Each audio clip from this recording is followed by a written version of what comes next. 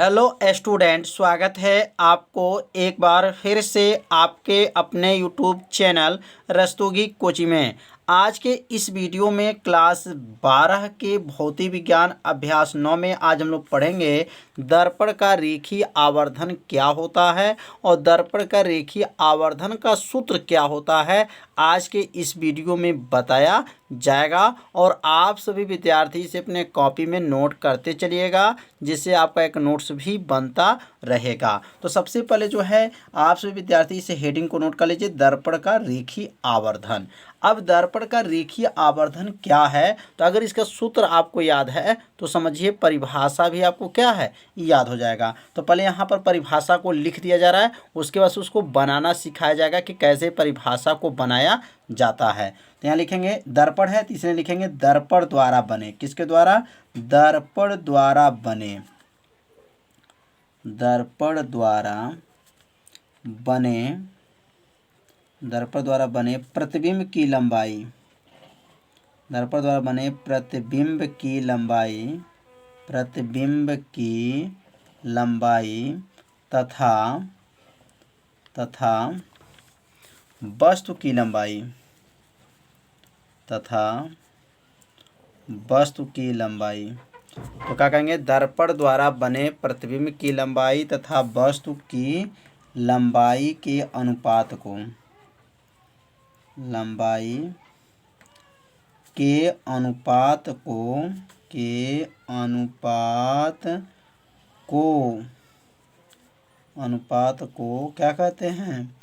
दर्पण का रेखीय आवर्धन कहते हैं। दर्पण का रेखीय आवर्धन कहते हैं। रेखीय आवर्धन कहते हैं। कितना आसान परिभाषा है, बस इसको बनाना सीखना है, कैसे इसको बनाना है। तो अब इसको सीखा जाएगा कि कैसे इसको जो है इसका सूत्र ये कैसे परिभाषा को लिखा गया है। तो पहले आप सभी विद्यार्थी इस सूत्र को याद करिएगा। तो लिखेंगे दर्पण का रेखीय आवर्धन, दर्पण का रेखीय आवर्धन।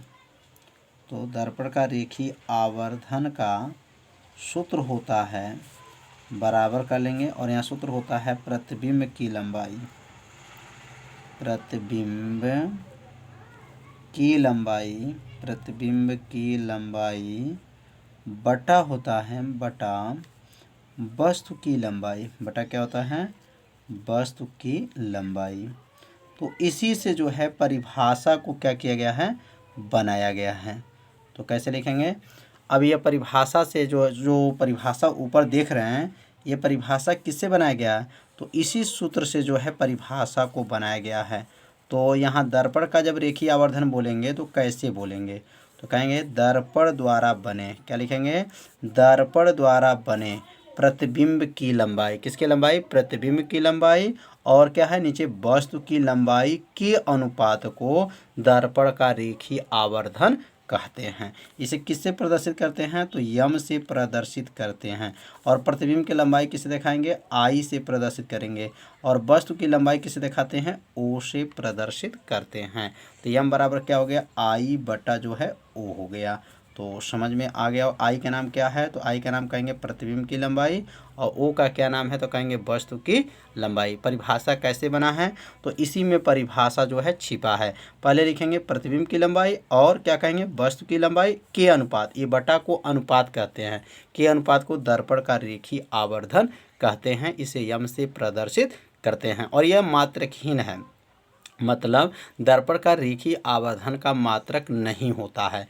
तो यह मात्रकहीन और विमाहीन राशि है। तो आप चाहे तो नीचे लिख भी सकते हैं कि यह भी सिद्ध किया जा सकता है, यह भी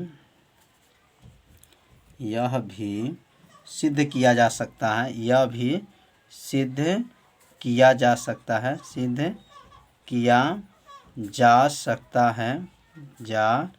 सकता है यदि, यह भी सिद्ध किया जा सकता है यदि प्रतिबिंब की दूरी, यदि प्रतिबिंब की दूरी क्या हो? प्रतिबिंब दूरी किसे दिखाते हैं? तो याद रखिए प्रतिबिंब की दूरी को भी से दिखाते हैं।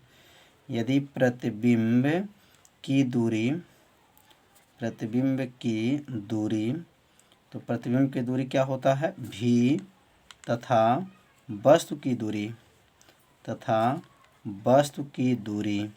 तो वस्तु की दूरी किसे दिखाते हैं, तो वस्तु की दूरी को u से दिखाते हैं। तो क्या लिखेंगे, यदि प्रतिबिंब दूरी भी हो और वस्तु की दूरी क्या हो u है तो नीचे लिख लेंगे यह भी सिद्ध किया जा सकता है, क्या यह भी सिद्ध किया जा सकता है यदि प्रतिबिंब की दूरी क्या हो भी हो और वस्तु की दूरी क्या हो u है तो, यहाँ तो है इस वजह यहाँ पे कामा दे देंगे।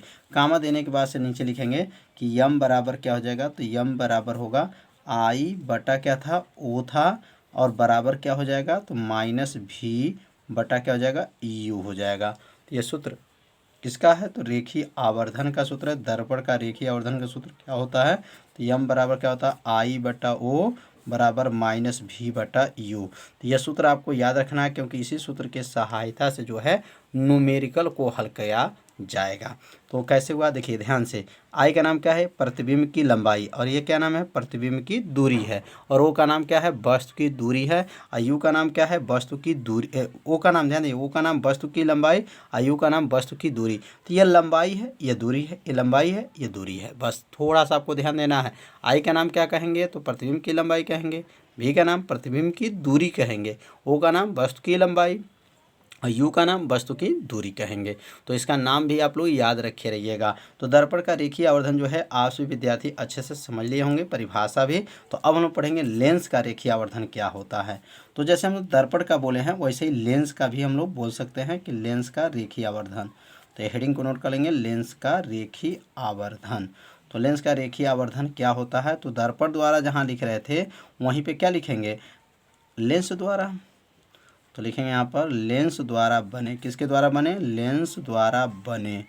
तो यहाँ पर जो है परिभाषा को लिख लीजिए, चाहे तो आप परिभाषा को बना भी सकते हैं, जहाँ दर्पण है वहीं पे क्या लिखेंगे लेंस। तो लिखेंगे लेंस द्वारा बने, लेंस द्वारा बने, लेंस द्वारा बने प्रतिबिंब की लंबाई, लेंस द्वारा बने प्रतिबिंब की लंबाई, प्रतिबिंब की लंबाई तथा क्या कहेंगे यहाँ पर तथा वस्तु की प्रतिबिंब द्वारा क्या लेंगे लेंस द्वारा बने प्रतिबिंब की लंबाई रहेगा, प्रतिबिंब की लंबाई तथा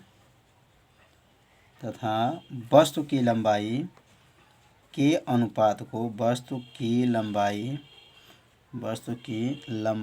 के अनुपात को, लंबाई के अनुपात को क्या कहते हैं लेंस का रेखीय आवर्धन कहते हैं, लेंस का रेखीय आवर्धन कहते हैं, रेखीय आवर्धन कहते हैं। इसे यम से प्रदर्शित करते हैं, इसे किससे प्रदर्शित करते हैं, तो लिखेंगे इसे यम से प्रदर्शित करते हैं। और यह भी जो है क्या है मात्रकहीन तथा बीमाहीन राशि है, इसे यम से प्रदर्शित करते हैं। तो परिभाषा जो है समझ में आ रहा होगा। तो अब यहाँ तो चाहे तो इसका सूत्र भी लिख सकते हैं और सूत्र से ही परिभाषा को क्या कर सकते हैं बना सकते हैं। तो लिखेंगे यहाँ पर लेंस का रेखीय आवर्धन, लेंस का क्या लिखेंगे रेखीय आवर्धन, लेंस का रेखीय आवर्धन बराबर होता है प्रतिबिंब की लंबाई बटा क्या होगा वस्तु की लंबाई, प्रतिबिंब की लंबाई, प्रतिबिंब की लंबाई बटा क्या होता है बटा वस्तु की लंबाई, वस्तु की लंबाई। तो समझ में आ गया होगा कि लेंस का रेखीय आवर्धन, जैसे लेंस का रेखीय आवर्धन दर्पण का पढ़े सेम वैसे ही जो है लेंस का रेखीय आवर्धन है। परिभाषा सेम है, बस थोड़ा सा आपको बनाना सीखना है। तो लेंस का रेखीय आवर्धन और दर्पण का रेखीय आवर्धन में क्या अंतर दिखाई दिया, तो बस यहीं पे आपको अंतर देखना है। पहले क्या था, लेंस दर्पण द्वारा था, अब क्या लिखा गया है, लेंस द्वारा बने प्रतिबिंब की लंबाई तथा वस्तु की लंबाई के अनुपात को लेंस का रेखीय आवर्धन कहते हैं। और इसे किससे प्रदर्शित करते हैं, यम से प्रदर्शित करते हैं। और यह क्या है, मात्रकहीन तथा बीमाहीन राशि, मतलब इसका मात्रक नहीं होता है और इसका बीमा भी नहीं होता है। तो समझ में आ गया होगा कि लेंस का रेखीय आवर्धन और दर्पण का रेखीय आवर्धन। तो आप सभी विद्यार्थी से अपने कॉपी में क्या कीजिए, जरूर नोट कर लीजिए। तो आज का वीडियो कैसा था, आप सभी विद्यार्थी जरूर कमेंट कीजिएगा, वीडियो को लाइक कर दीजिएगा और चैनल पर यदि पहली बार आए होंगे तो चैनल को सब्सक्राइब जरूर कर लीजिए। मिलते हैं अब अगले भाग में, तब तक के लिए सभी विद्यार्थियों को नमस्कार।